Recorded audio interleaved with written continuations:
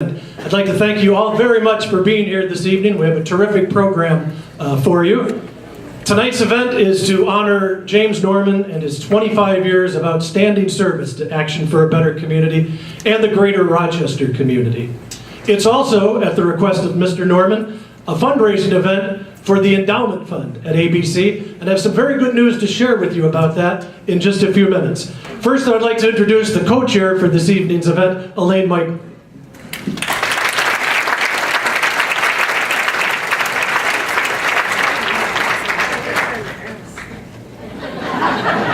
Forgot I was short. This evening is a pleasure for all of us. We were asked to do this event, and it isn't done by two people. It's done by a group of people, and that's what we've had. I want to thank Mark. Did you enjoy the meal? I think the place is terrific. I think it's one of our hidden gems, and hopefully after this night it won't be a hidden gem anymore. First of all, is Ruby out there somewhere? Right here, right here. Good.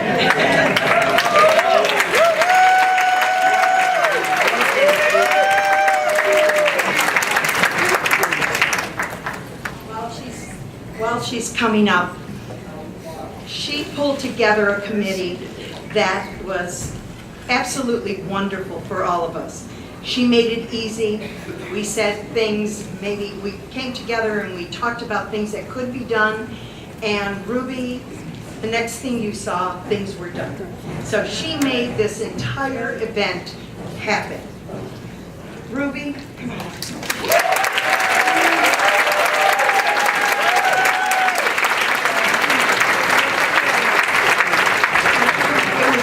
It was also Ruby and the office staff, because Pat and Sonia, anything you asked of them, it happened.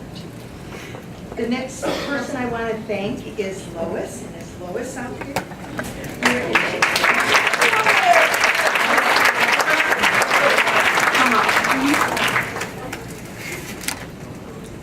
James is our shining star. We all know that. Don't be low. He really is. But you know, with every shining star, there's someone behind that shining star igniting the fire. And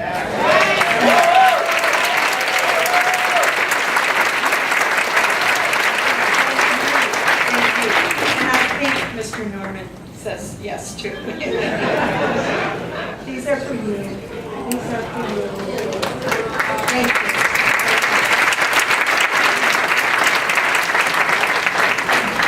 We can't thank you enough, Lois, for everything. Thank you. I'd like to acknowledge our honorary co-chairs, Kathy and Ted Nixon. And again, thank all of the members of the Friends of James Norman Committee who helped put on this wonderful event. And most of all, I want to thank each and every one of you for being here this evening. Thank you. Give yourselves a big round of applause. And especially give yourselves a big round of applause because, as I mentioned, this is a fundraiser. Mr. Norman had asked that we raise money for the Endowment Fund at Action for a Better Community. He said it would be really nice if we could raise $50,000. Well, I'm very pleased to let you know that we raised $50,000, and it looks like a little bit more. Thanks to all of you this evening. What a great way to honor Mr. Norman. So thank you again, everyone. All right, we've got a great program. And we've got a great MC to take us through the evening. It is my pleasure to introduce to you from Channel 13, WHAM TV News, Don Elhart.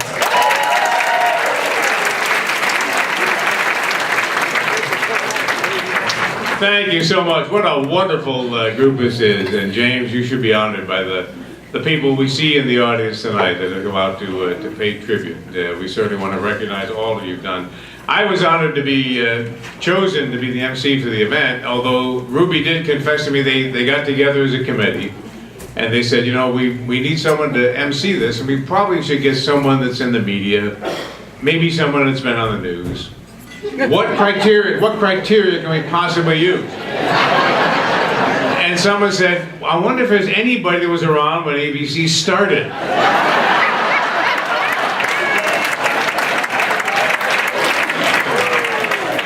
Well, that narrowed it down pretty quickly, but I'm still honored. I'm still honored to hear that. I do remember. I remember those days. I call him James #1 and James #2. And James #1, I remember those days. I was a young reporter at that time, and Action for a Better Community was just started. And we walked the streets and we did interviews and we talked about that stuff. And I felt a part of the organization ever since those early days. It was a tragic loss when we lost James McCollough, but now with James Norman from 1992 on, what a wonderful legacy he inherited and embellished and brought to where we are today. The other, yes, congratulations. I think there's one other reason perhaps I was chosen, and James probably remembers this. Back at back at the Strong Museum, and it was, I thankfully don't remember anybody's name or who was involved. So if you're here, your anonymity is safe. You won't be embarrassed. But at that annual meeting, we were in the little auditorium at the Strong Museum, and someone got up to introduce James, and they went into this beautiful introduction of James Brown. And James Brown has been with us since 1992. And James Brown has done this program and that program. And they did the whole introduction. And the audience is beginning to whisper because the person doing the introduction had no idea that they had made a mistake, and they went all the way on to the end and introduced James Brown. And he came up and he spoke, and when I got up to speak again, I said, I had talked to James, and I said, did that bother you? How did that make you feel? And he said, I feel good.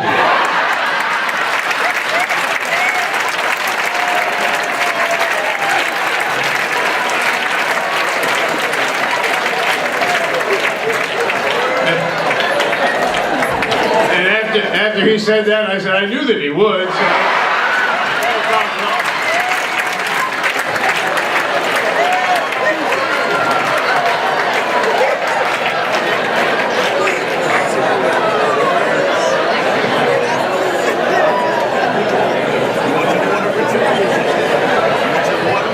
Yes. We are here tonight to honor James Norman. Let them think about it. And we want to make sure we get that all straight. We have a long list, and I've already, I think the comedy club got the best of me here. We have a long list of people to speak, and we've asked them to limit their remarks. I've already probably gone beyond mine. But Jim Lynch is standing by. You may remember that song, the show, The Gong Show, years ago? We do have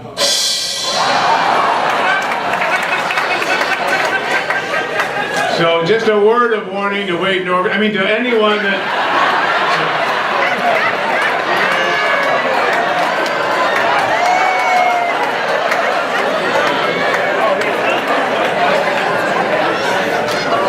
A word of warning to anyone before you get up here tonight. Just remember to keep the remarks in order. All right.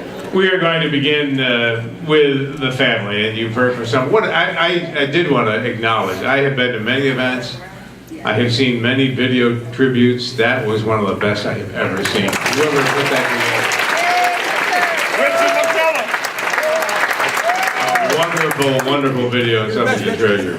We're going to begin with the family, and his sister, Elaine Sturkey, is going to come up and share a few words.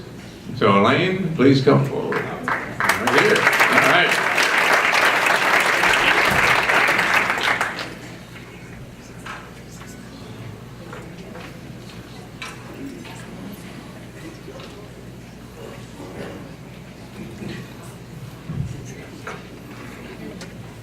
Good afternoon. Oh, good evening. Okay, so we're going to try not to get gonged. We got like 5 pages. I feel that it is such a privilege and an honor to be able to salute my brother, James Howard. And my name, of course, is Elaine. I'm also James, but otherwise known as Howie. And of course, I'm the baby sister of the honoree that you guys all call James. In our nuclear family, we call him Howard.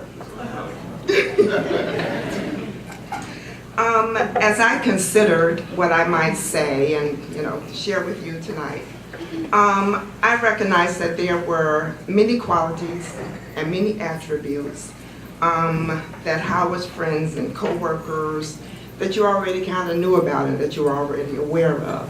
So I said, well, they know that he's integrous. They know that he is a genuine person. They know that he has a quick sense of humor.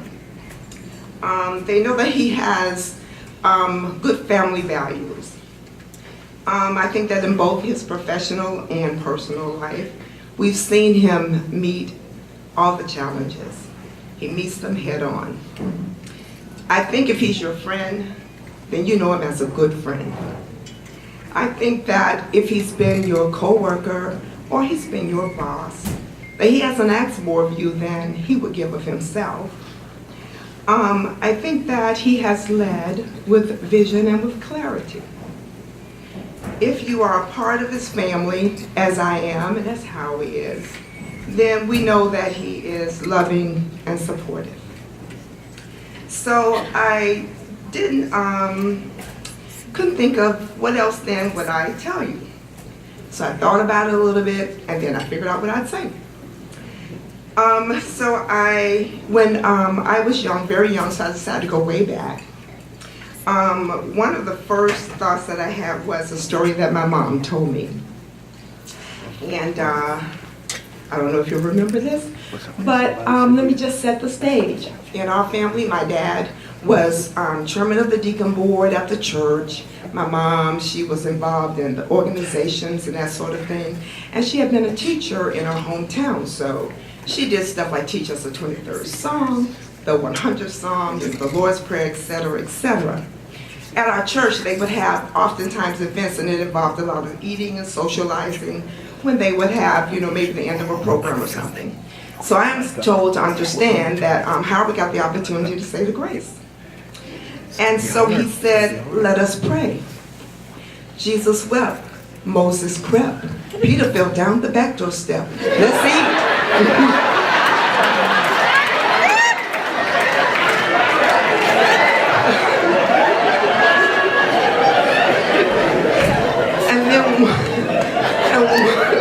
And once when my younger brother and I, because there was a long space between the first 3 siblings and the last 2. So the house was lively and stuff because Howard and some of his friends were there, etc. Anyway, it was lively and people were talking and stuff, but it became time for George and I to go to bed. So they sent us to bed and we were, in the room, couldn't leave, in exile. Everybody's having a good time except us. Howard comes to the room and opens the door, and of course he creates, a lot of situations. He's laughing, got us laughing loud and stuff, and then we're getting in trouble. And Mom's like, didn't I tell you guys to go to bed? Okay, so then Howard kind of sneaks out of the room and goes about his business. Well, we're still in exile, so later he comes back. He's playing with us, we're laughing and stuff, and then he's laughing, and he got his mouth stuck open. And he had lockjaw. To the emergency room. But he was helping us. And the last one I'll tell you is that I think Howard, in his own way, tried to grow us and expand us a little bit. So he had come home from school and he told us that, I don't know how it came up that my brother and I didn't like mayonnaise, we weren't interested in it or whatever. So Howard tells us, no problem, that he has like the secret recipe for hamburgers. And that nobody knows about it. It's a secret, and he'll make us like the most fabulous, most fantastic hamburger we've ever had. So George and I were like, okay, yeah, that's good. So who knows, of course, that after we've eaten the hamburger, that the secret sauce was mayonnaise. So that's that. So now we fast forward. Okay, so fast forwarding, kind of closer to when a lot of you guys probably met my dad. Whether that was good or bad. In like '92, kind of moved to Rochester, and I came accustomed to kind of coming up here and checking out what's going on. And it was interesting because prior to coming here, my dad, as far as I know, wasn't really on television or like seen in different places.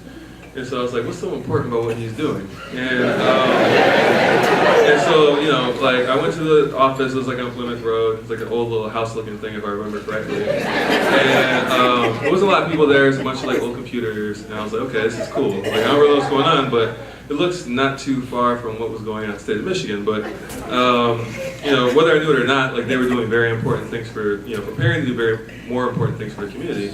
And, as the years went on, pretty quickly, it transitioned to like a much bigger thing. And as I got older and I was I was somewhat involved because the internet was new. I was like one of the only kids making websites. I needed extra money.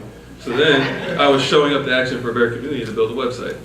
And, through that, I like met a lot of people that worked there. And I would say like looking back on it, like even many years ago from right now, like a lot of people, when you meet people's coworkers, this thing's too low for me. Here we go. All right. So a lot of people, when you meet people's coworkers, they're kind of like, they treat you good because like, oh, that's my boss, I better treat him good. And they're kind of weird and awkward, and then you don't really want to talk to them. But these people like really legitimately wanted me around, and they would be like, oh, is he coming in today? Oh, I can help him do this. And everybody was like, it was a pleasure for them to be around that team, and everybody was really enjoying the work that they were doing. And so every few years, we talk a lot, every few years he'd have a new goal, and they would manage to achieve it. And they continue to like expand, the impact of Action for a Better Community over the years. And so, this work that he's been doing, whether or not I know it or not, is like an inspiration to my career path. And so I'm sure he's inspired lots of people of you in the room. And so I think like the stuff he does is amazing and shows a lot of dedication. And 25 years ago, this community was new to him, and he's really made it his own. And I feel like the things that he has done will impact the community for years, and hopefully, I forgot your name, but I met you earlier. You're taking it over. I really like you. You're a great guy. You're already suited for the Black Panther premiere. That guy right there. That guy. So, he has a great successor. He's been talking about you for a while now. And so I really think that like everything's in good hands. And for him, like, I think a lot of people have to complain about their jobs. They come home, they're like, I don't like doing this, blah, blah, blah. And in all my years of knowing my dad, he's never complained once. All he has is like these random challenges, and then a year or two later, he's like, that's done, now I have a new thing. So overall, congratulations, and continue off the story here. So.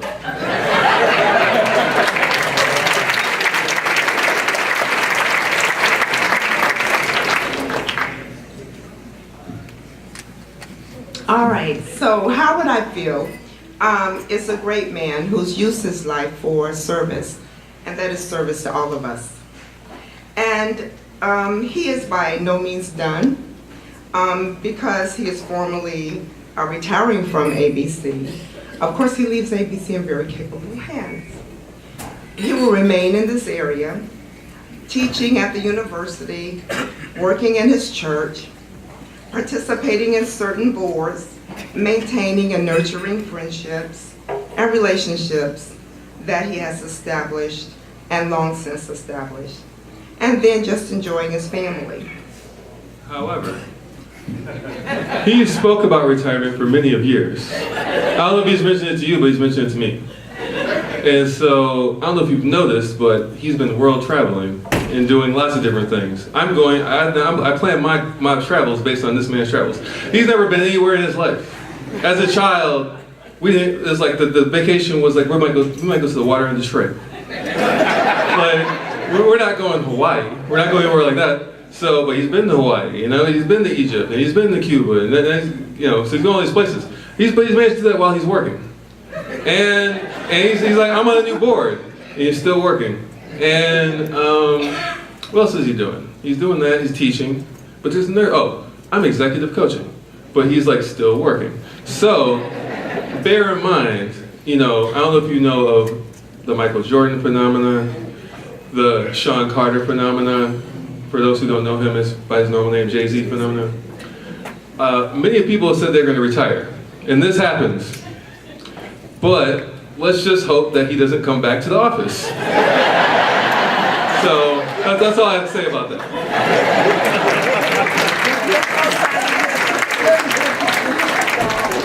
So, as we've indicated, so he may be formally retiring from his leadership role at ABC, Action for a Better Community.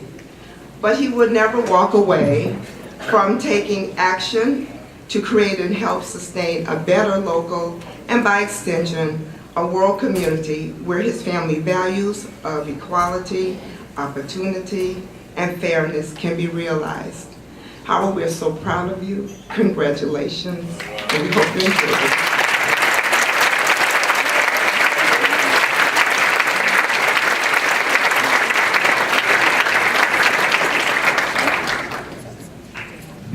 Thank you so much.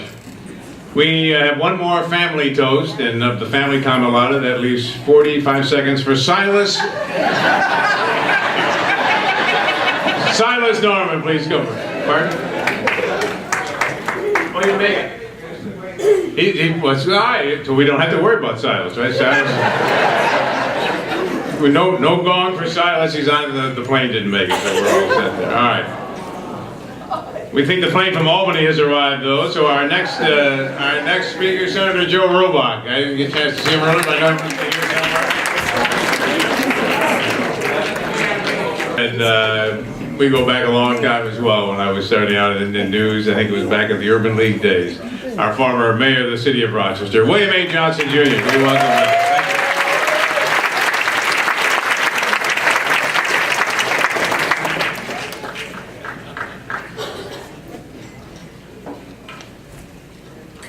I don't want to be the first one gone, so I have my stopwatch. I'm setting it saddle right now. Okay. I won't need it. Good evening to all of you who gathered here to pay this special honor to a person who's been really a great leader of our community. I've known James since he came to Rochester. And we work together. I'm probably one of the few people in the room who has worked with both James McCollough and James Norman. And I worked with Jim McCollough for 20 years. And then in my last year at the Urban League, James came. And he and I established, I think, a great working relationship. James made, I think, the most important decision that could have been made when he assessed the scene, and that was he would not try to be like Jim McCollough. It would be virtually impossible for him to do that. He decided that he needed to do this job the way that he knew to do it best. When I met James, I didn't realize that he and I had a connection. His older sister, Jessie, and I were classmates at Howard University. She was 1 year behind me, and just a few years ago, I was delighted when I got an alumni recognition award that the university chose Jessie to present that award to me. So we go back now. James is a good singer, but not as good as Jessie. And I did say that he made a decision not to be like Jim McCollough, but when I saw that photo in the video, you looked a lot like Jim McCollough back in those days. James Norman is a person who has brought great talent, great discipline, and great preparation to this job. James, you've done well in your 25 years. You're a young man. You still got a lot more to give to this community. God bless you.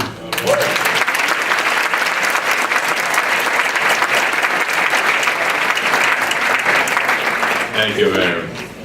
Could we now welcome the member of the current ABC Foundation Board and obviously involved very much in this event as you heard earlier. Ted Nixon, please come forward and welcome.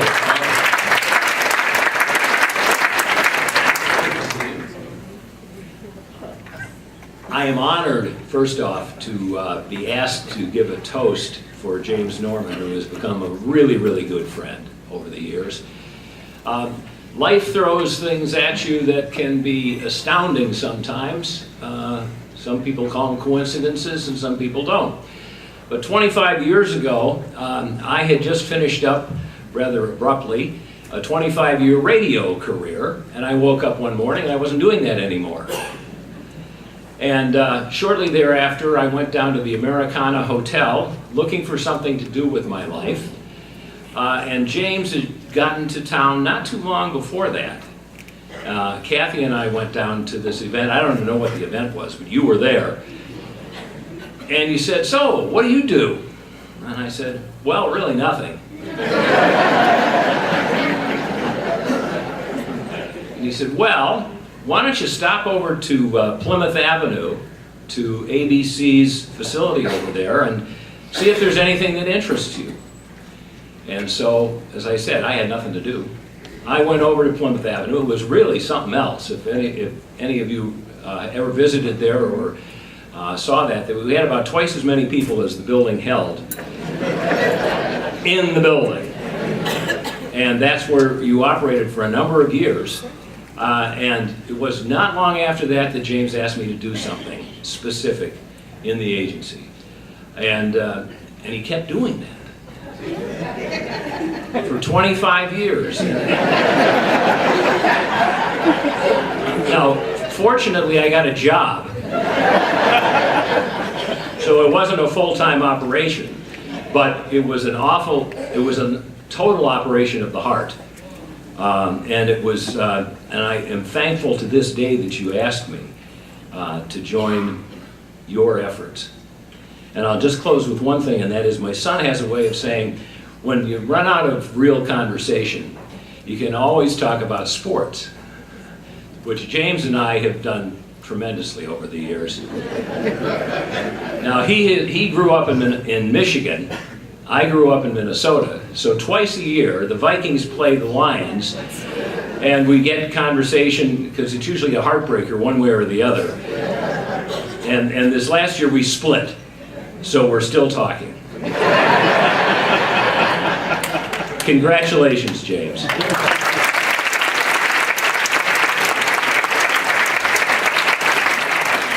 Thank you, Ted.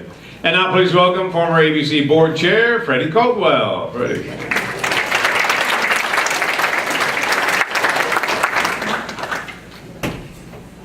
Good evening, everyone. Good evening. Thank you so much for coming out.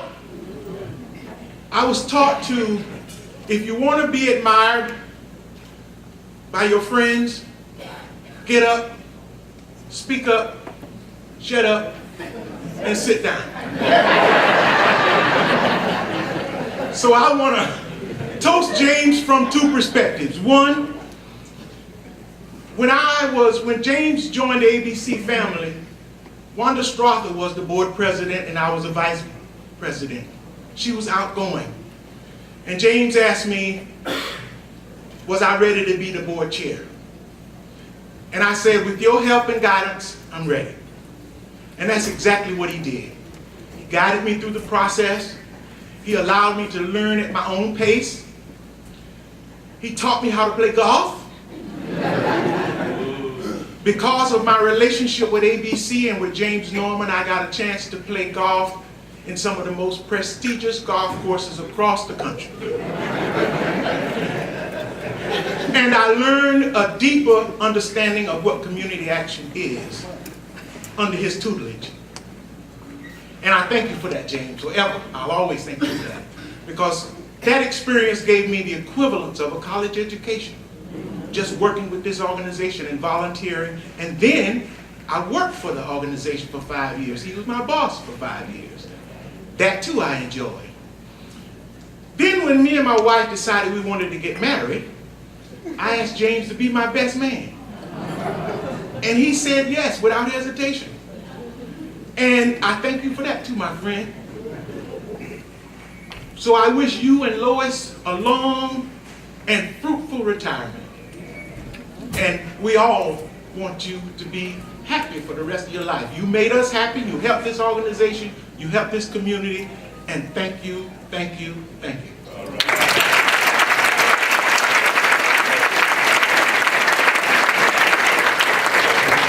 Freddie, thank you so much.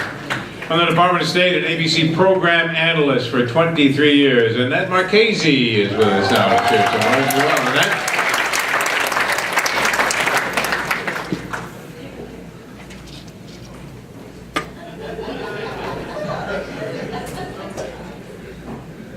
Hello, James. Well, I'm here to talk about the first time I met James. This is a story not many people know. I think Naeem is the only person who's heard this story. I was a young program analyst, and my duty was to come and teach the new executive director about community action. Yes. I was coming out to teach James Norman about community action. I had my big binder full of community action stuff, all about CSBG, all about the history of community action. And I sat with this man. It had to be an hour and a half, 2 hours. I went through everything in that binder with him. He never said a word. He never asked a question. He was patient. He was very, very kind. Got up and I said, anything? Do you have any questions? He goes, no, I'm good. I'm good. So I go back to my office in Buffalo, and the state director calls me and says, so how did it go? Did you meet Jim Norman? And I go, yeah, he seems pretty good. He'll be all right, he'll be all right. She goes, what do you mean he'll be all right? I said, well, you know, he's new to community action. She goes, he's not new to community action. He was the state director in Michigan. He knows all about it.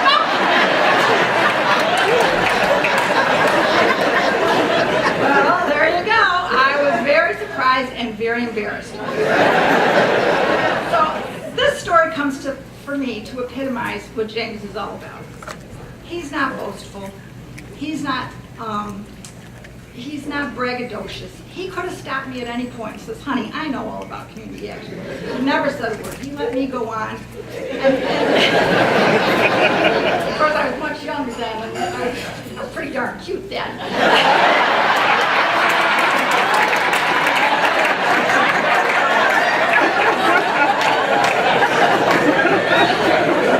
So anyway, he does come to epitomize what community action is all about. And to you, I raise a glass, and I ask you all, raise a glass. Everyone's got some champagne. James, you're leaving a remarkable legacy behind, one that will remain with us for years to come. We'll miss you as a leader, a friend, a counselor, a shoulder to lean on, and a visionary. May you find much meaning in the next phase of your life, and remember us fondly, and the many years that lie ahead be filled with happiness, laughter, and dreams to be achieved. We say so long, but not farewell. Here.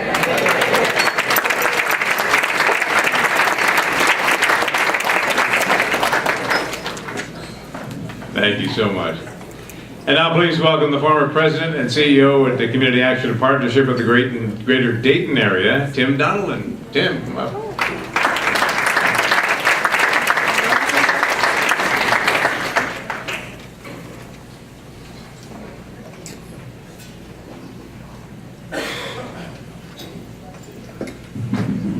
Ladies and gentlemen, you know, I'll tell you, you start out, you give an Irishman 2 minutes, I think there's something cool and unusual about that. There's this gong over here, don't even think about going beyond. I want to say just two brief stories about my experience with James Norman on our national board. We were both board officers there for several years, and one of the things that I never forget, and it might not seem like something very big at all, but in my mind, really, there's an enormity to it. It goes like this. We were having a conference, a convention, in Orlando, Florida, and the Marriott Hotel comped this magnificent suite for us. It was all free. And there was a grand piano there. And I happened to post on this musical site, and I mentioned to somebody that I was going to go to have a suite with a grand piano. James and I were involved in having a reception there. The guy emailed me and said, I'd like to come and play the piano. and I'll just put a dish on the piano for contributions. That was kind of strange, but I said, all right. I met him the night before the event, and you know, it was obviously that this gentleman had some problems. Possibly there might have been some mental health issues.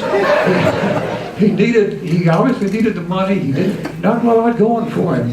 And I didn't really know what to expect. I said, well, I invited him, so he's coming. His name is Fred. Fred showed up, somebody brought him because he didn't have a car. He had no means of transportation. He sat at the piano and played it beautifully. A few minutes later, James Norman came in. He saw Fred at the piano. He went over to talk to him. And it's almost as if he said intuitively to him, I understand. And the next thing everybody in that room knew, this glorious piano music was going on, but the voice, it was a baritone voice accompanying it. That was James Norman. James Norman brought to that evening. And then I looked at that and I thought, you know, there's a humanity here. There's a humanity here that's very successful gentleman, and this other man, a lonely lost soul, with this gift for music that he rarely ever got to bring forth. He brought it forth that night. Everybody there benefited. Fred benefited. We all benefited from some of that. That's the great humanity of James Norman. I never forgot that. Thank you, James.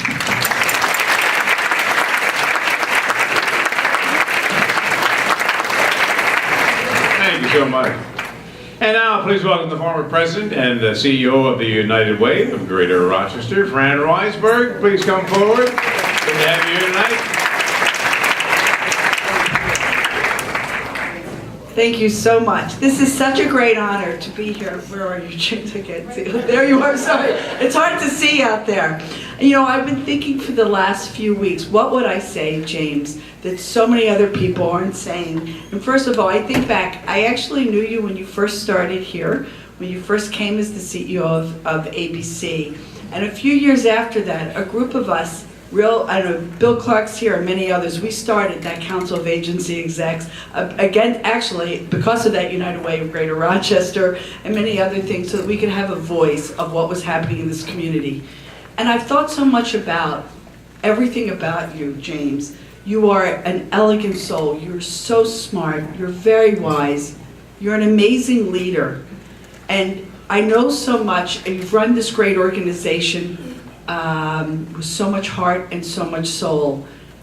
And when I was the head of the Finger Lakes Health Systems Agency, the person I could rely on more than anybody who would really care about what is best for the community, not what each institution wanted, but actually what was best for the whole community, was always you, James. It wasn't just about health disparities, but so much more. You always did what was the right thing to do. And you are a great leader.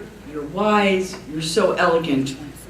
But what else I've thought about for this community that you've also done is that you never shy away from what really is going on. What are really the issues?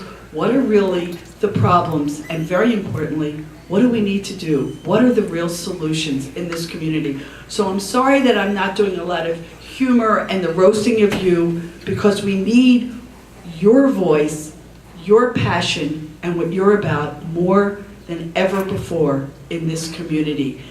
What else I can say about you, James, I've met very few people in my life and working in this community who could be in the boardroom, the business community, a chamber event, in the heart of the community. You can be teaching, you could be talking about education, you could be talking about jobs. You talk about what's really going on. There are very, very few people that can talk about it and really be heard. That's what you're all about, James Norman. So I am so thrilled that you're actually staying in Rochester, that you're really continuing to walk the walk and talk that talk and be a real voice for this community, because boy, we really need it. Thank you, James.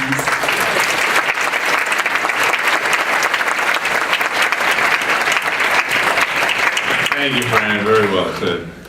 And now please welcome the former Grand Basilius Omega Psi Phi Fraternity, and Andrew Ray is coming forward now to share a few words. Andrew?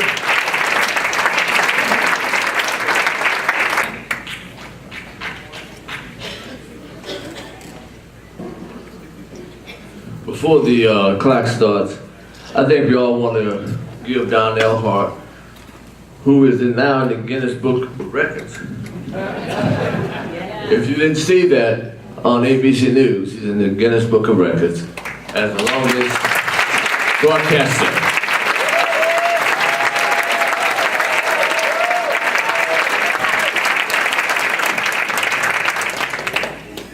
And before I give you a toast, James Norman, I want to just share this with you. About an hour or so ago, before we got here, I got a call from the International Executive Secretary. And we had to pause for a moment because they had to give an authorization at headquarters this afternoon. Shaquille O'Neal and Dominique Wilkins were there, and they wanted me to pass on to you. They haven't met you, but they wanted to let you know, since I spoke for you, you're all right.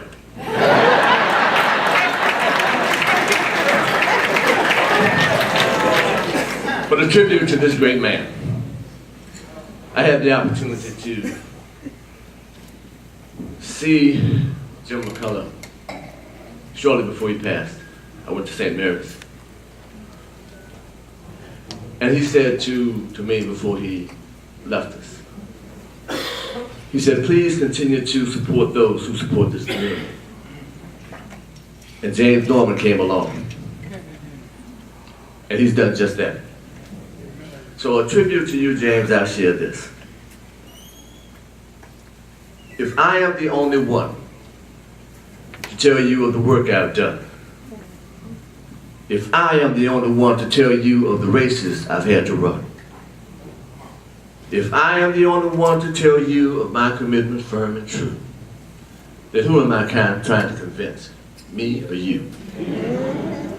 For if it is true for the work I've done, and if it is true of the races I've had to run, and if my commitment is indeed firm and true, then I won't have to tell you.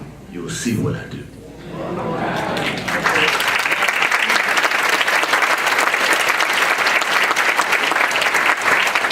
So James Norman, at this moment in time, and every good athlete knows this, sometimes you have to come off the playing field. But just remember this, James. When you retire from the playing field, you can still be a hell of a coach. We look forward to you coaching ABC in this community. And just remember, as ABC goes for another championship, and they get the ring, remember, James Norman, as a coach, you get a ring too.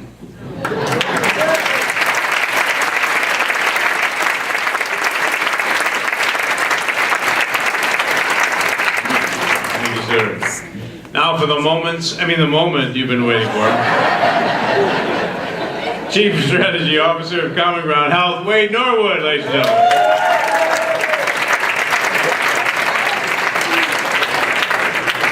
I'm gonna just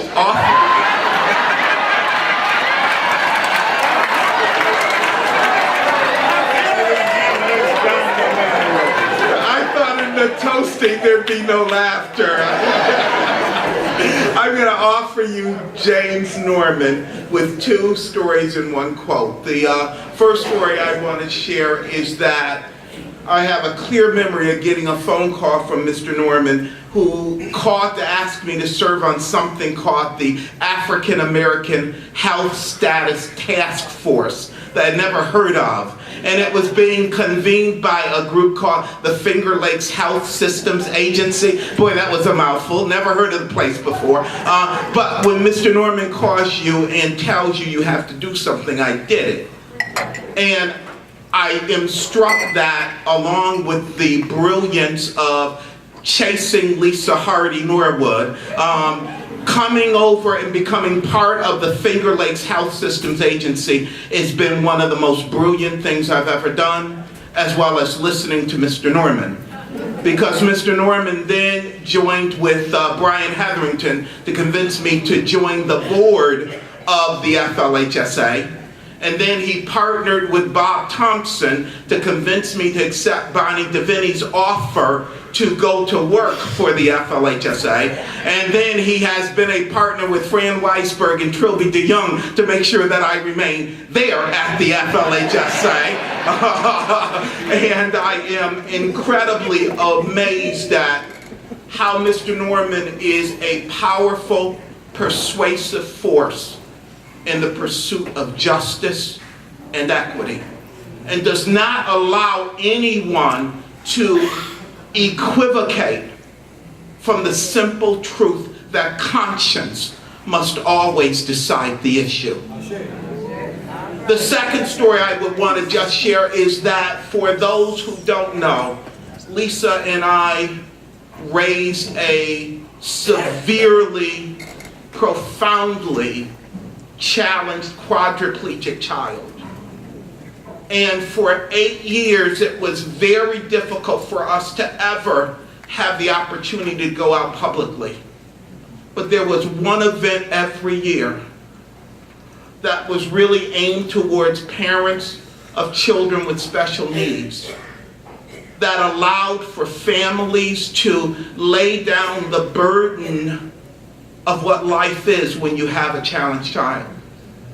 And at that event, the high point, at least for the Norwoods, was the ice cream station.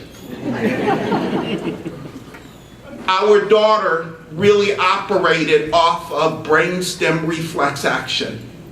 She couldn't chew.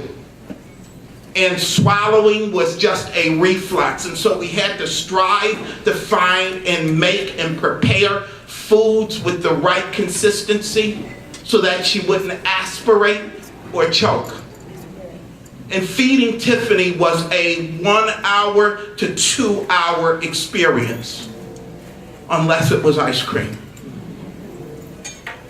And they said she'd be blind, she'd be deaf, she'd be unresponsive, but that little girl could giggle with ice cream. And I want you to know it was amazing to me. It's still amazing to me today that the fella behind the ice cream station was not the buttoned up, straight-laced executive director of ABC, was not the incredibly well-dressed golf guy, but was this man dressed up in an ice cream uniform who just wanted to make children smile and let parents know that they were loved.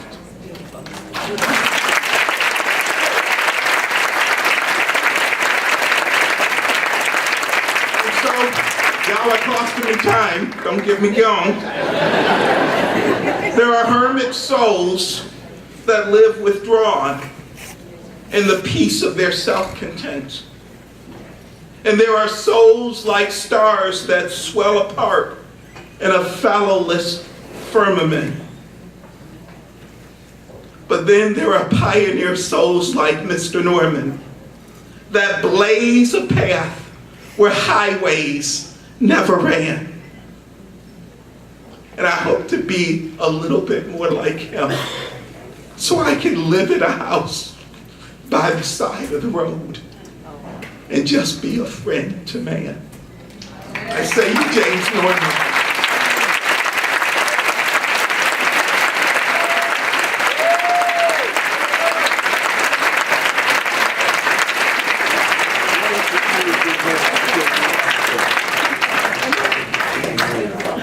we joke and we have some fun, but I can still remember the Gamma Boule luncheon last year when I emceed that.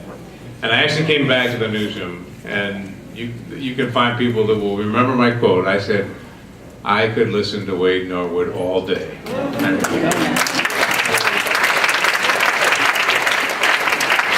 Inspiring words, and thank you so much for sharing them.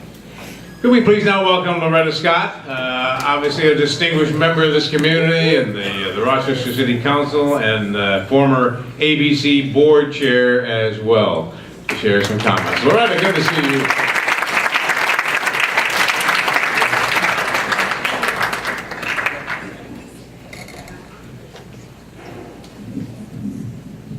Good evening, all. Good evening. I'm here at this juncture on behalf of Mayor Lovely Ann Warren. She wanted to be here tonight, but her timing would not allow her to get back. Her daughter is cheering, and they're in Cleveland in a competition, so go Taylor. So in my role as City Council President and on the Mayor's behalf, it's my honor to present this key to the city to James H. Norman. In recognition of your exemplary contributions as a leader in our community, and more specifically, while serving as President and CEO of Action for a Better Community for the past 25 years, you have devoted untold hours to improving the quality of life for families and individuals in the city of Rochester. Your steadfast dedication to our residents leaves a lasting legacy and is profoundly appreciated. Mr. Norman.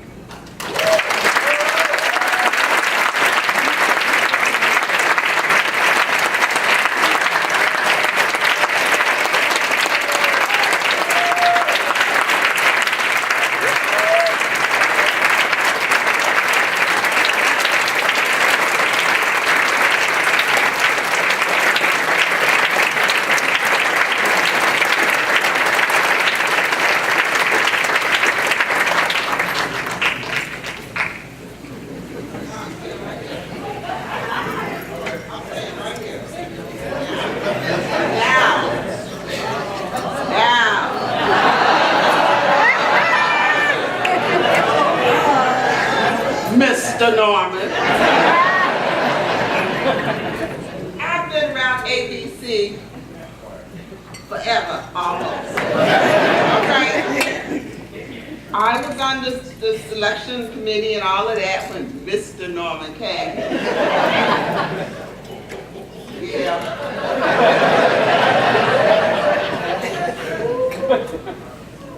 So, you know, I gotta get this off my chest. Right. This whole Mr. Norman thing. As long as I've been there, they don't call me Miss Scott when I come in. Hey, Loretta.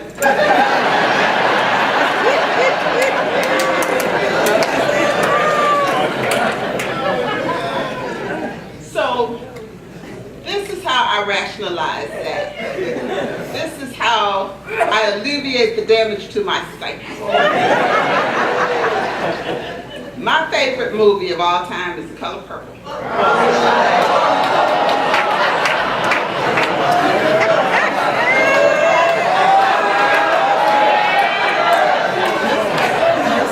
So, you all remember Mr. I figured they were saying Mr. Norman, but they were leaving off, they were just, in their mind, they were just saying Mr.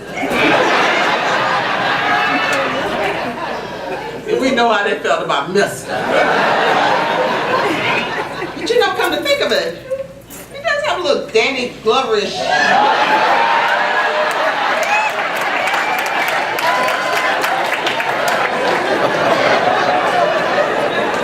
And Lois, you know, you could go for sure.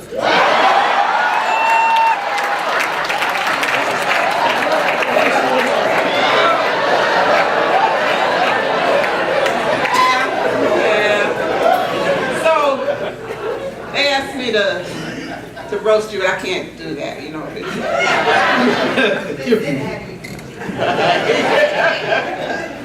But you know, as I sat here tonight, and people talking about his humor and all of that, I never quite saw that. And, when we did the interview and all of that, I looked at him and said, now, you know, he's got the right experience, he's got the right credentials, but he's just kind of corporate, You know, I worked for Jim McCollough. Who in this room knew Jim McCollough? Hello. Okay, so Jim would come out in a lavender suit. He was.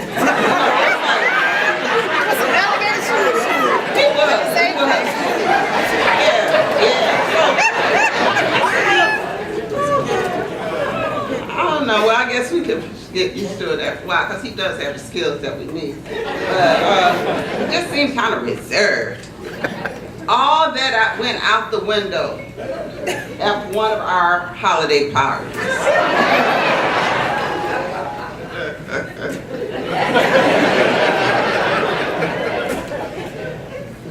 So here's this reserved, buttoned-up corporate guy, and then just kind of picture this. The room's kind of dark, the music comes up, and you hear rolling on the river. You hear Ike Turner. Who comes out as Ike Turner?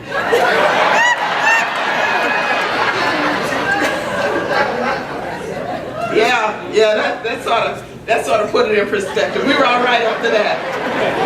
We were all right after that. And then I said, well, okay, well, maybe he's religious or spiritual or something. But then I heard that you play a mean game of spades and that you can remember some of them words. You know them words. Y'all know the words I'm talking about. Y'all know the words.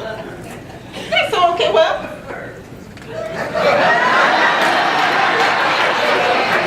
This is PT.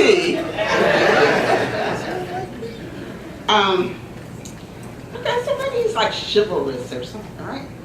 But then I found out, you saw on the video that office, you see his office, really nice office. I understand that there was occasion when there was a bat that got in the office. You know, it's mostly women up in that area, right? So, you know, most people don't like bats, period. But there was one that got into that nice office that James is in. What do you think he did?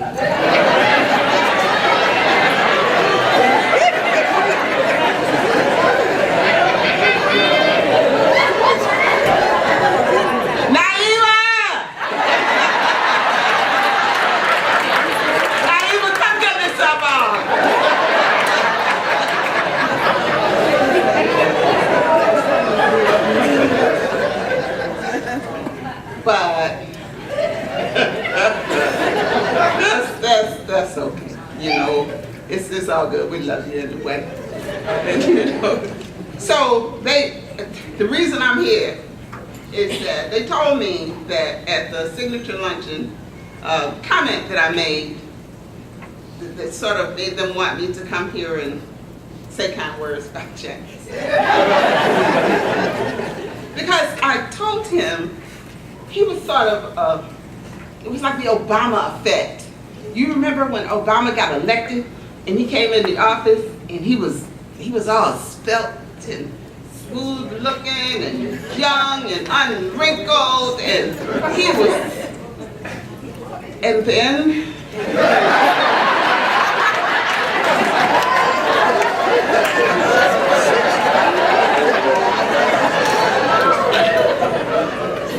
I'm not saying that about James.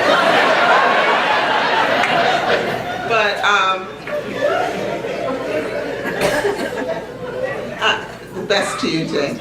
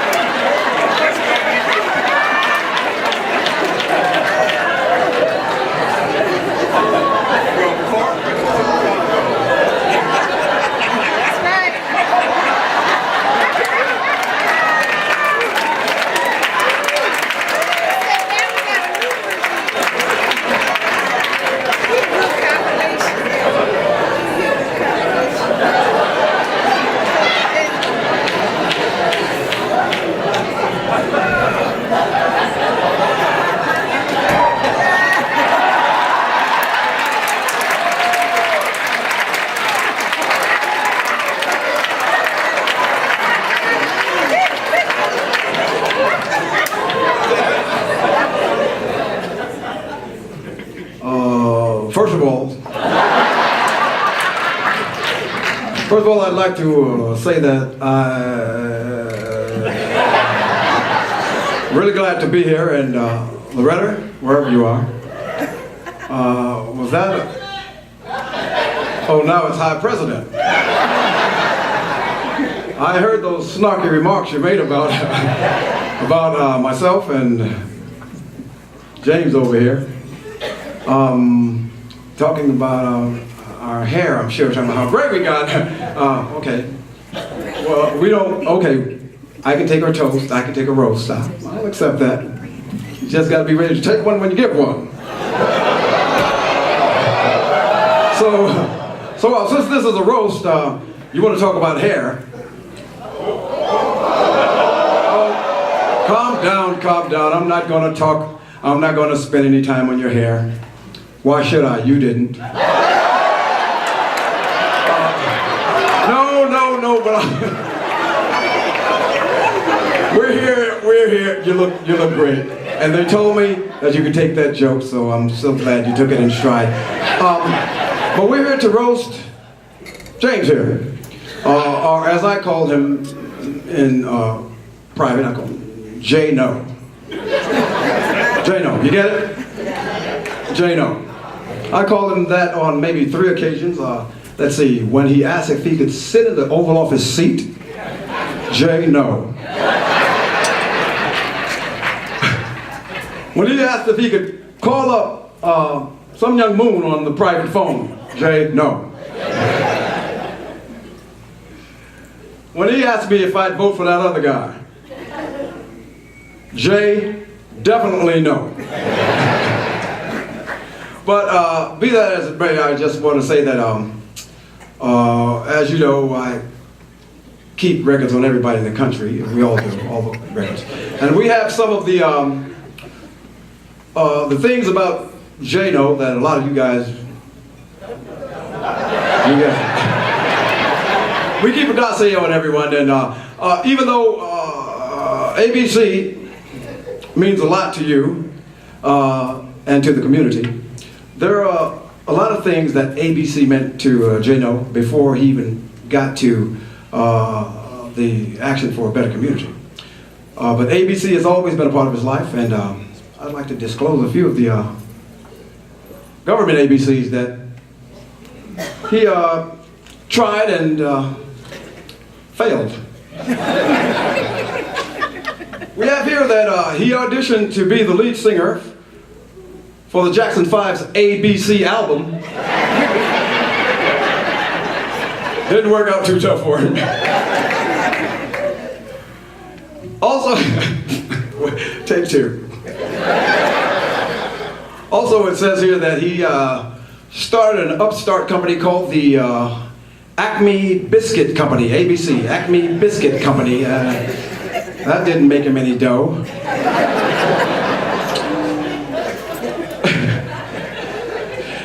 And finally, there was a joke running around in all the elementary schools. If someone asked you if they could have your piece of your gum, and you'd say it was ABC. He started that. But I'd like to say, without any roasting or any zingers or one-liners, I want to say we really appreciate what you've done for the community for these last decade or more, 2 decades or more. Just want to say that you're a wonderful man, and if we could do anything more, we'd like to do it for you. But what we do know is the Bible says to give honor where honor is due. So if everybody can just stand on your feet and give this man the honor that is due. Thank you so much. Thank you so much. Thank you so much for what you've done. Thank you very much.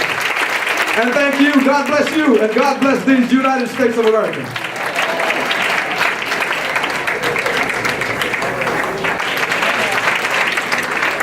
That's a tough act to follow, I tell you. That's a good one. Very good.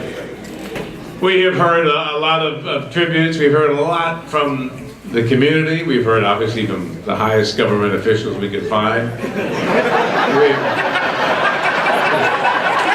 have heard we've heard from our community, we've heard from dynamic leaderships, but do they really know James Norman? Who knows someone best but the people he golfs with all the time? So his golfing buddies are going to come forward now, and if we could please welcome them at this time. We have Dennis Bassett, Dale Trott, Norman Sullivan, and David Scott. If you want to come forward, please. This will give us the real James Norman.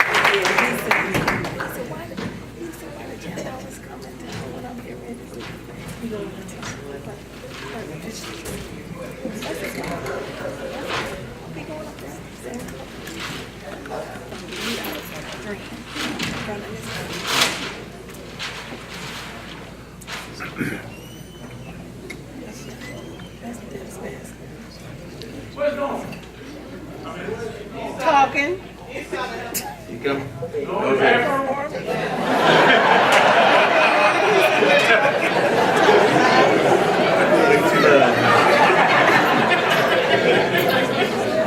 We've talked, you've heard a great deal about James today. We're just going to tell you about the real James on the golf course. As all of you know, James loves golf. You know, he can be deliberate, some say, methodical, some say. I say just slow. So I'm going to tell you a few things that happen between the time we tee off and the time we finish around the golf. Leap year comes. We have the cicadas come back out. I met James on the tee when I was 40. In 2 weeks I'll be 60, we just finished.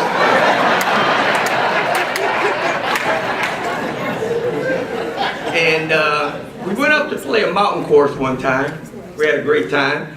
I happened to go with Maurice Bell, who's slower. Ray Mahoney might be the slowest. We teed off in the morning. They just came and got us a week ago. They sent the ski patrol. So, you know, so if you ever play with James, be prepared.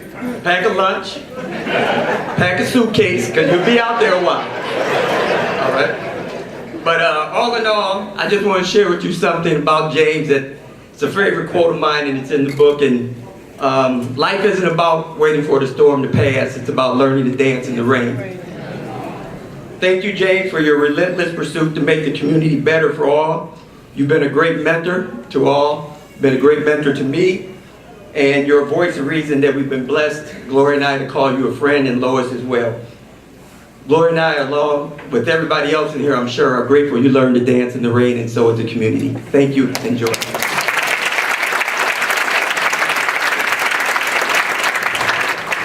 I told you I was going to get you. Well, before I get started, Ruby, thank you for the invite to come up and speak tonight. And you could have gave me more than a beer to come up here and do this, you know. So I had my Bud Light, dilly. But I want to talk about Mr. Norman from the side that you don't know. My name is Norman as well. And when we started out, some 20 years ago, James had come and he got with his Omega brothers. And me being, you know, in the best fraternity in the world, Kappa Psi fraternity.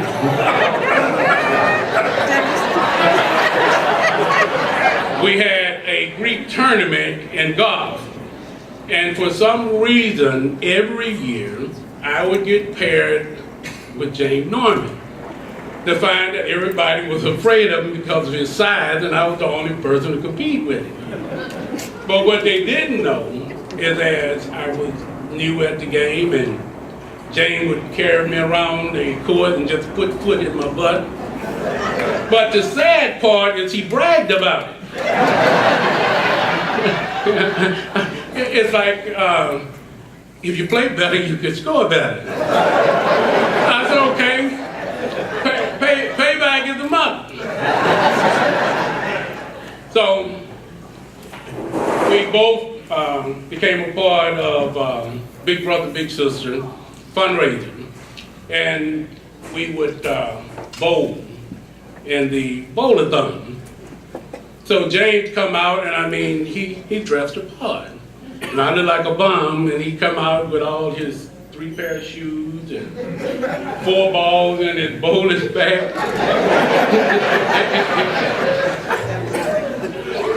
Little did he know that I could play. So I beat him every year, so he stopped playing with me. He stopped coming. He just stopped showing up. So I was hurt over that because I was talking junk and getting my payback. And then the last is golf. I got better. I practiced and I got better. And I remember Jane would call me all the time to take my money on Saturday. And after a while, I didn't get them calls anymore. Because I started beating him. So he stopped playing golf with me too. But Jane, I want to say I knew Lois before you married her. I've been knowing you for the 25 years. It's been great. You're a good friend, you're a good person to talk to, you're a good person to be around. You know, and sometimes when we talk about being blessed, and sometimes we talk about spiritual, and when you talk about when God is in somebody's life, they truly shine and they are different. And you exemplify that to me. You always carry yourself in a God-like manner, and I'm always glad to be around you. Good luck to you.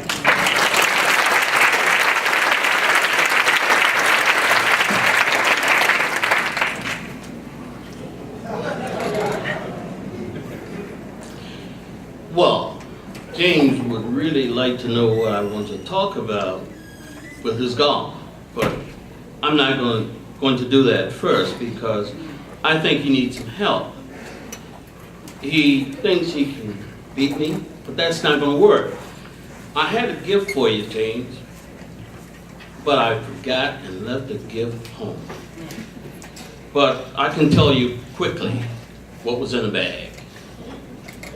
I know that you retired or have retired, but you need some help, James. When you get older, you know, you want to go off and play golf, but there's a few things you got to take care of first. Knees start bothering you? Well, that's what I have in my bag. I'm going to tell you quickly what I left in the bag for you. Something for your knees, so you can flex. You know what I'm talking about?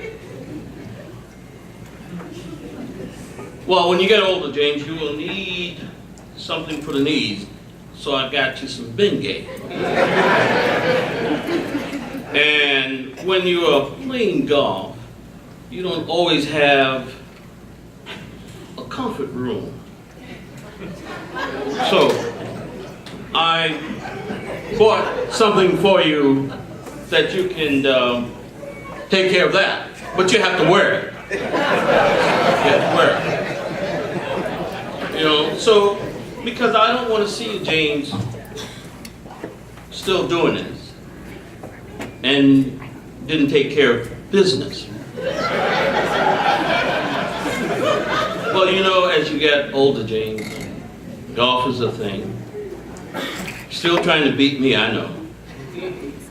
I have in that bag some Ensure. So when you get energy depleted, you can take some Ensure. And maybe you might be able to beat me. But, ladies and gentlemen, James, Lois, James is never going to beat me.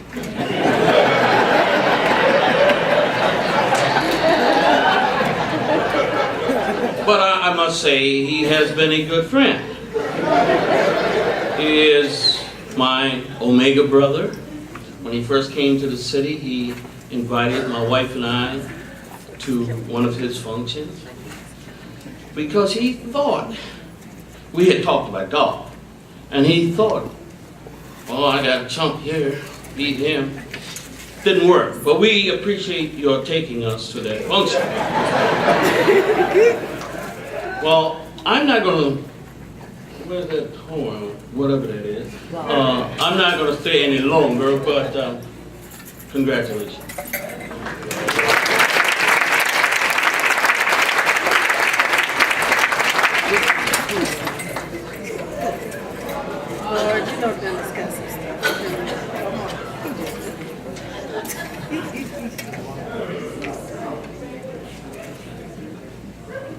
Y'all are very confused if you think James is dapper on the golf course.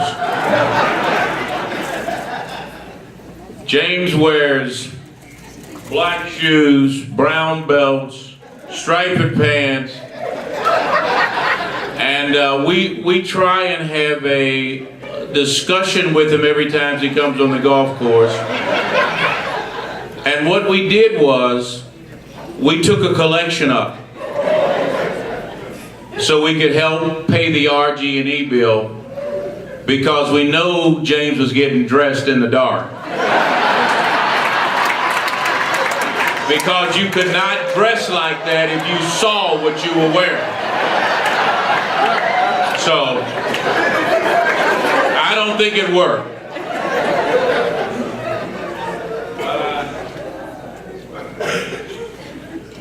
Dale mentioned, I've got it here, Dale mentioned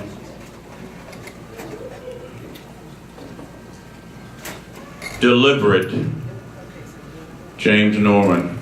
Carefully thought out, planned, studied intentionally, a deliberate insult, careful, unhurried, slow.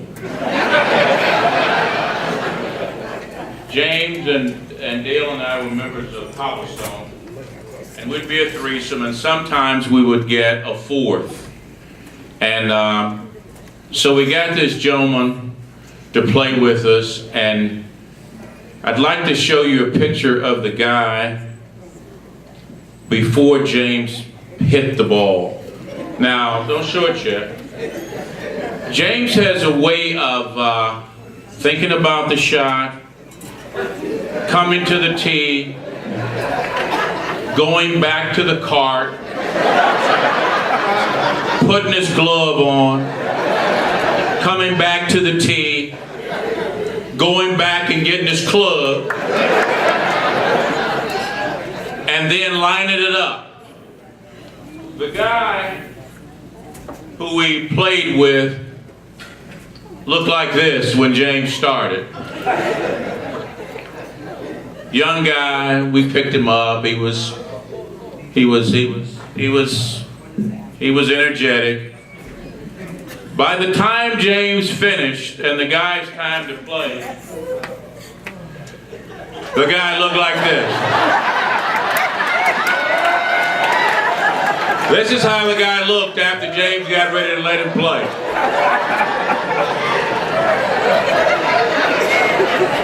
But James, what you never did was you never deviated from your style. When we played with you, we knew what we were getting. We knew what we were getting. It's been a great pleasure knowing you. I chaired your golf tournament one year, and it was a great experience just working with you. And seeing the energy in which you generate is very exciting. And we look forward to playing golf with you more. But 4 hours turns into 6 hours, but that's okay.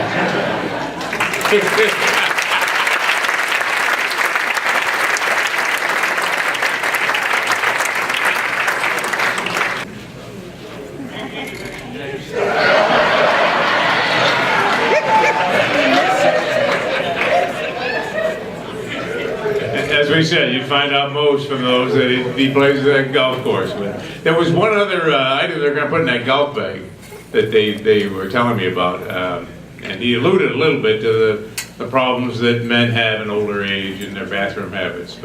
And you may not be aware, but they've got a bottle of wine they're going to put in the golf bag. Constellation Brands has been working on a new wine to help men with that problem. No, this is true. This is true. They already have Pinot Noir, and they already have Pinot Grigio. Now they got Pinot Noir.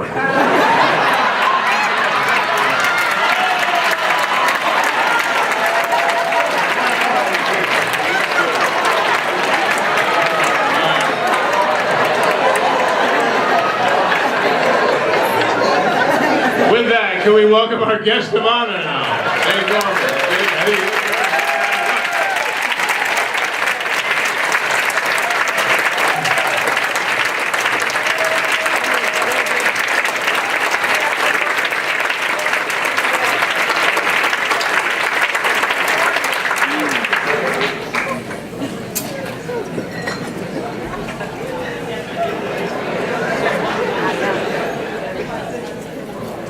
Thank you, Don, and certainly thanks to everyone here that came out on this Rochester winter day.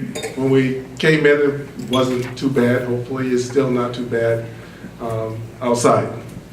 I was surprised by the presence of some people who I didn't know were coming from far away out of town. Some of my colleagues from over the years. I appreciate you all being here.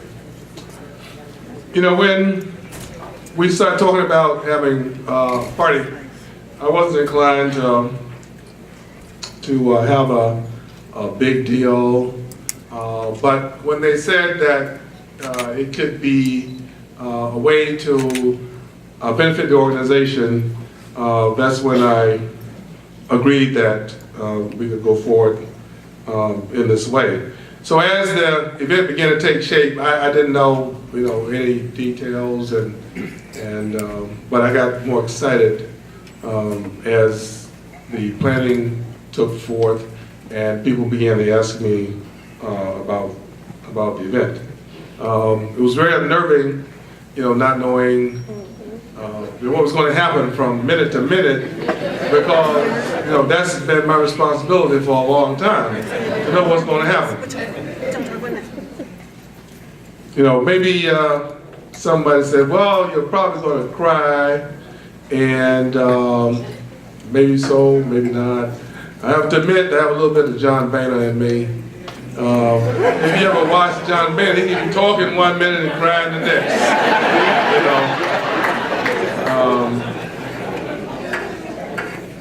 But I want to really thank the planning committee that worked on putting this together. It obviously, turned out very well.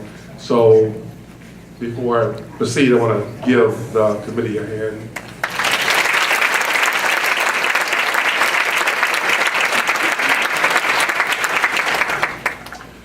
I want to thank my sons, as well as other family members that have traveled, in some cases hundreds of miles, some cases thousands of miles. One of the people that was supposed to speak wasn't able to get here because of the weather in the Midwest, and two of my cousins from the Cleveland area weren't able to get here as well. Perhaps my shying away from having a big party was the idea of, well, people could go through a whole lot of planning and then maybe nobody shows up. Well, I guess that wasn't a good use of my brain power. I feel incredibly blessed to have had a 45-year career, 48-year career actually, in working at the local level in the nonprofit world, as well as working in state government, and mostly focused on anti-poverty and anti-racism. I've had the pleasure of working with many very passionate and talented people throughout the local level, state level, as well as the national level as well. I've never been averse to hard work. That's something that was drilled into all of us as young children. And, because if we had a task to do, and we didn't do the task right, we had to do it over again. So it's like, I can't go out to play if I'm gonna do this thing twice. So let me do it once. And and do it right.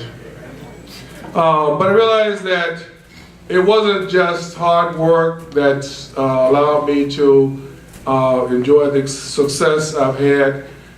It's been the motivation, the mentoring, and support of all of the people that I mentioned in my tribute remarks in the booklet that you have.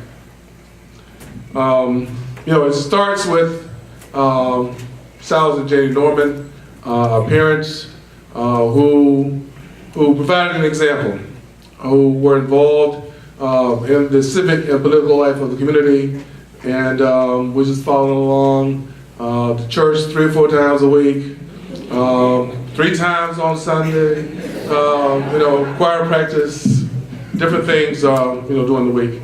They were always there for us, and so they helped shape, our paths along the way. 3 of my sons are here. I'm proud of all 3 of them in terms of their, taking the mantle on their shoulders, pursuing their careers, being contributing members of their communities, and having a social conscience, which is very important to me. And Lois, my wife, my rock, I love you. Yeah.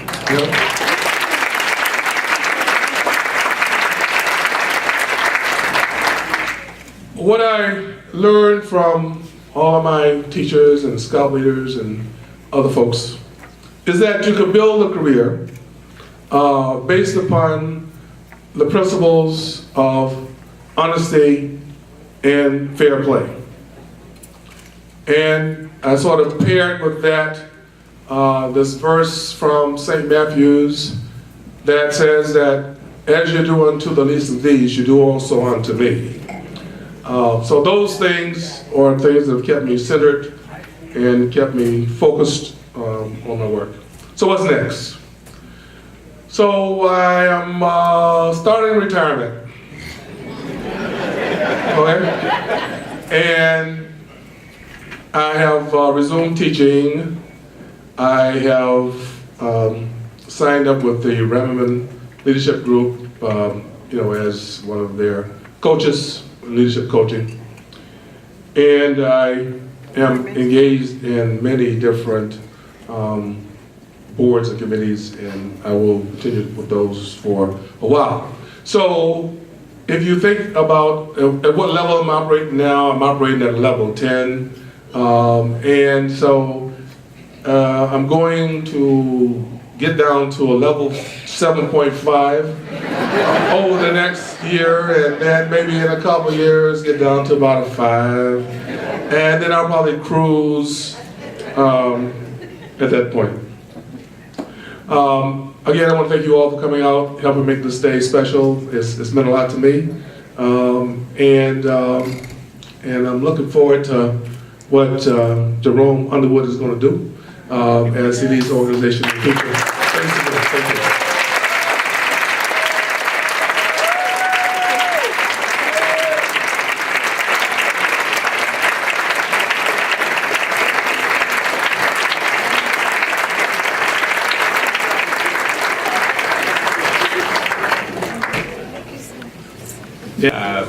And listening to you quote the Bible, you talked about your parents and you talked about your sons, and it reminded me of my father's favorite verse, Proverbs 2:26.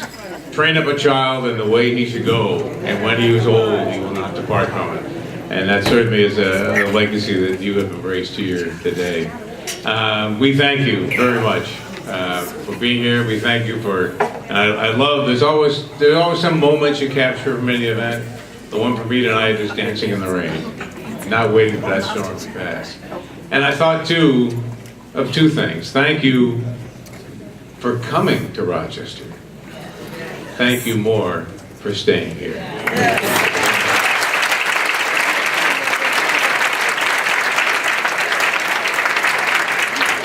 As we prepare to close the program portion of this, we want you to know we do have DJ K. Mello who is standing by for anyone who'd like to stay for a little after party and dancing. So right now, it is showtime. And right about now, it is James Brown. James Brown. James Brown. James Brown. James Brown. James Brown. James Brown. James Brown. James Brown. James Brown. There he is. The man makes soul. James Brown. James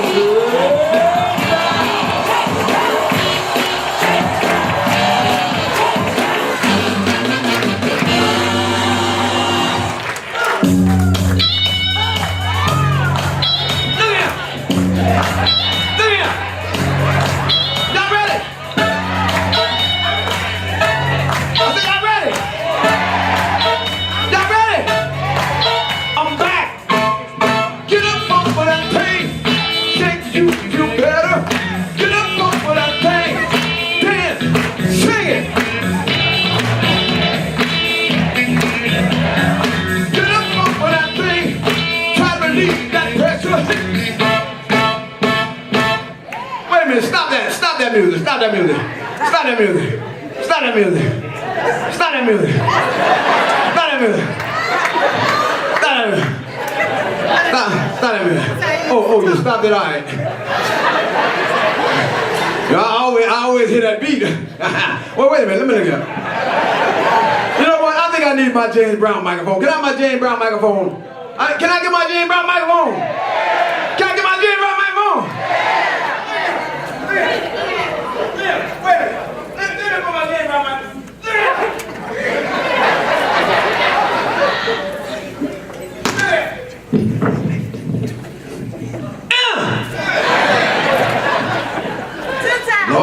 Lord, y'all in trouble now. Can we go back? Yeah. Can we go back? Yeah. DJ Hitman. 1960, come in this door. Papa Tender Street. And you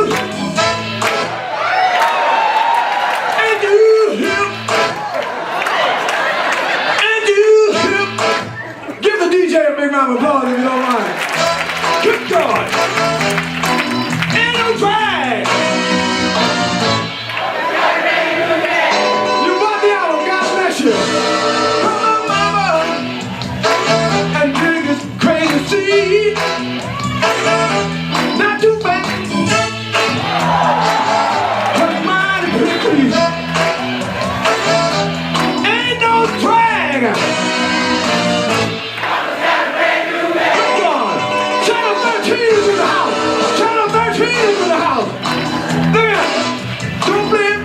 You know he ain't shy. To the monkey, don't mind potatoes. Jump back, Jack, see you later.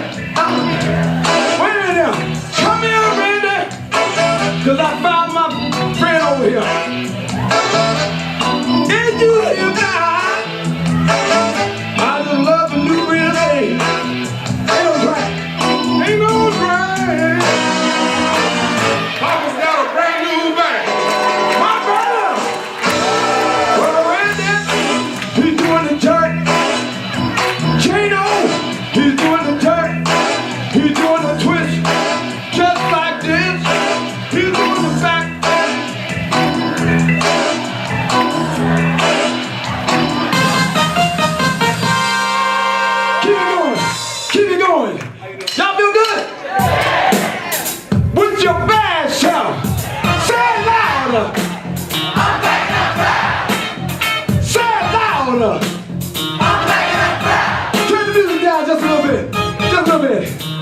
You know we come a long way from our Black and I'm Proud days, and everywhere I go I do this song. So if you're white and you're proud, all the black people shut up for a minute. We're gonna do this with the white folk. Y'all ready? Don't be scared. Here we go. Say it loud. Come on. It's more y'all than that.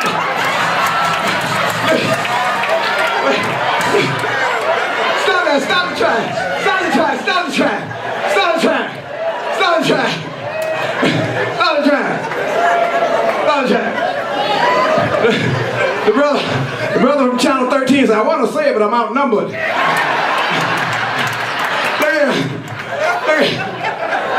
It's all right, it's all right. We've come a mighty long way. We're not there yet, but we've come a mighty long way as a nation. Look here. Look here. Can I keep taking you back? I want to thank y'all for making this one right here number one.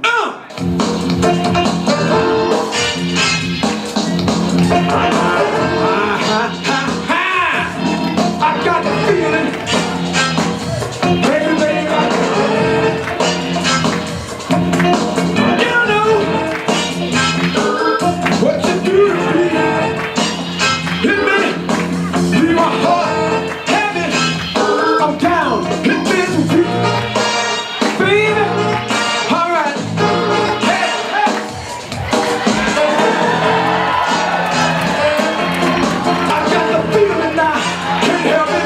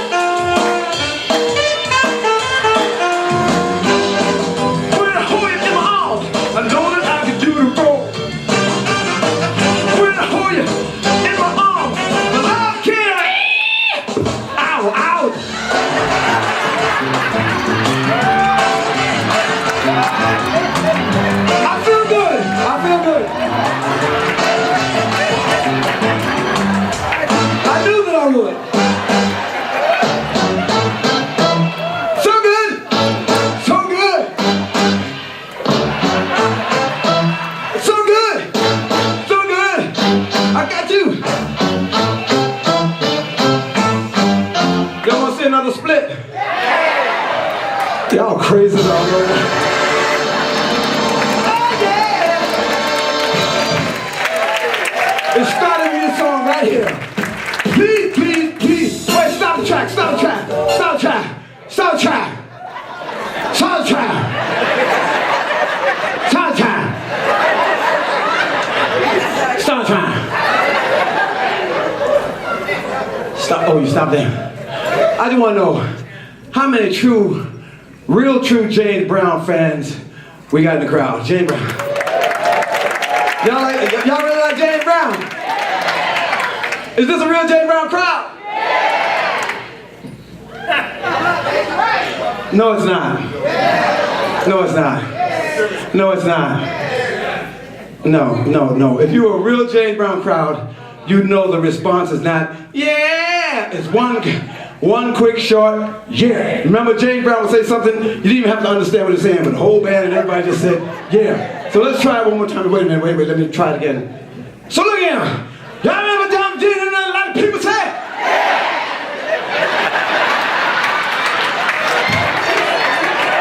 They're ready. They're ready. They're ready. So as I was saying, how many people are real James Brown fans? Real James Brown fans? Yeah. Okay, pass me that. Pass me that. Yeah. Okay, then you know what to do with this at the appropriate time.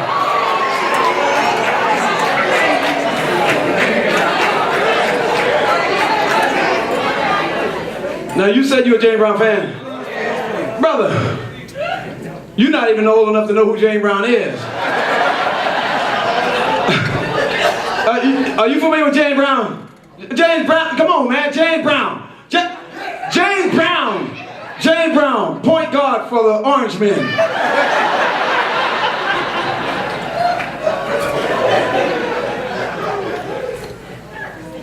James Brown. Let me see, let me look around here. Brother, you're smiling too hard. You must know what you're doing. You know your James Brown? You know your James Brown? Let me and you have a conversation. Look here, bro. I let people say. All right, go on now. Go on now. Go on now. Go on now. Go on now. Go on now. Where's Matt Augustine? Matt Augustine. Matt Augustine. Matt Augustine. Matt Augustine. Oh no. Oh no. Oh no. Matt. Oh no. Oh no. Is he going on up? Alright. Oh no. Alright, there you go.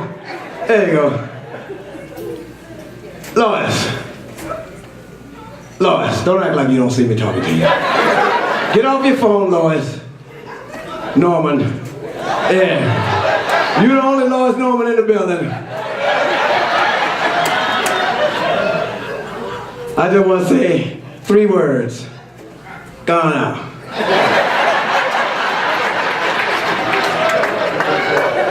Gone out. Gone out.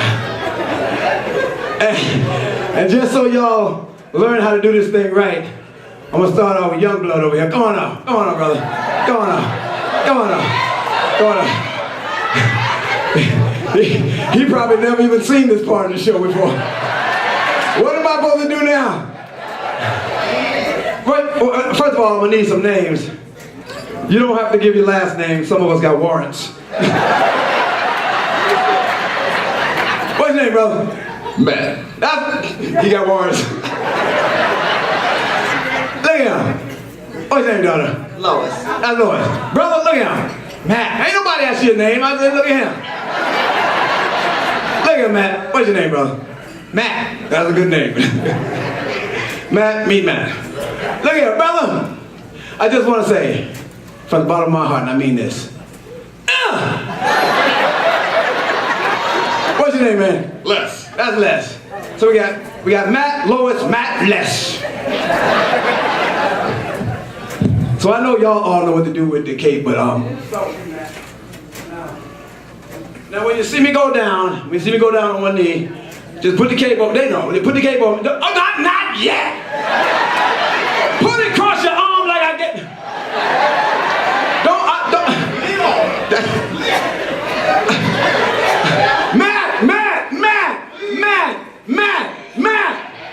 Matt. I'll do the jokes.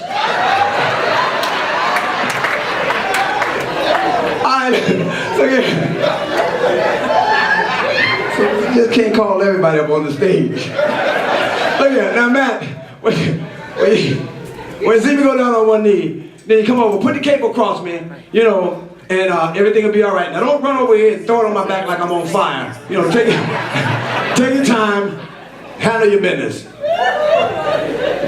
Brother, did you start that from the beginning of the song? Let's start. Please don't. Please, this is the last one. Pump it up just a little bit. Please don't go. Please don't go. Don't go. I love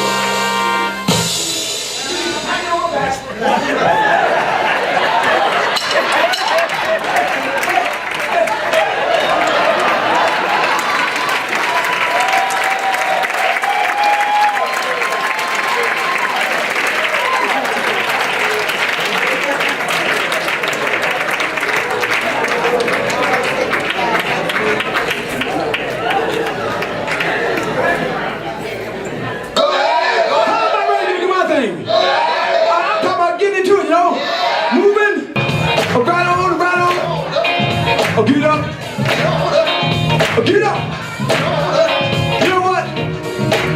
Everybody. Yeah. Everybody. Do the Waldo. Everybody. Do the Waldo. Everybody. Do the Waldo. Everybody. Do the Waldo. Gotta take them to the bridge. Gotta take them to the bridge.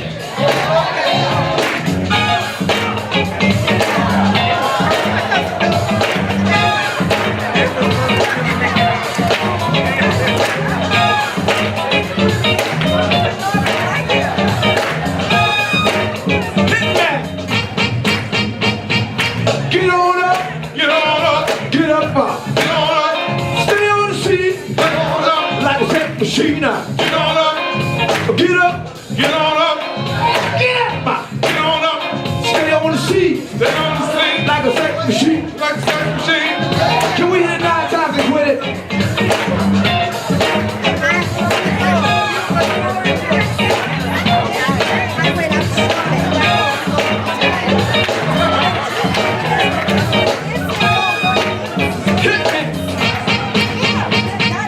Get back up. Get up. Stay on the seat. Get on up. Like a tape machine. Get on up. Get up. Get on up. Go home. Get up. Get on up. Get out. Get on up. Can we hit it 9 times and go home? Thank you very much. Thank you. Thank you. Randy, everybody else, thank you so much. There you go, gentlemen. Thank you guys for helping the ladies downstairs. I want to say to those who hired me for this gig, at the top of the show, I was, thanking Randy